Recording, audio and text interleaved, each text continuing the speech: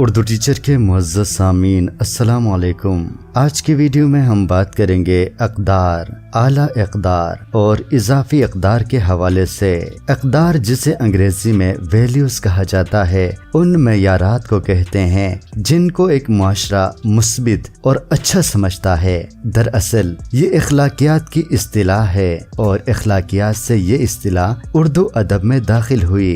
इंसानों के लिए बाज़ी चीज़ें अहम होती हैं और बाज़ गैर अहम। इंसान उन चीज़ों की तरफ ज़्यादा तवज्जो देता है जो इसके लिए अहम होती हैं और उन चीज़ों पर ज़्यादा तवज्जो नहीं दी जाती जो गैर अहम है। अक़दार को भी हम अहम चीज़ों में शुमार करते हैं, खासकर वो अक़दार हमारे लिए ज़्यादा अहम बन जाते हैं जिनसे हमारी ख्वाहिशों की तकमील होती है। ऐसी कदरें जो हमारे लिए तस्कीन का बाइस बनते हैं, उनकी हम जल्दी तकलीद करते हैं। आला इक़दार की बात करें तो दानिश्वर 3 अनासिर की तरफ निशानदही करते हैं। उनमें हुस्न, खैर और सदाकत शामिल हैं। ये वो कदरें हैं जो इंतहाई अहम और ज़रूरी हैं। इसके अलावा जो कदरें हैं वो इज़ाफ़ी हैं। दौलत, इज़्ज़त और शोहरत वगैरह को भी इज़ाफ़ी अक़दार में शामिल किया जाता है।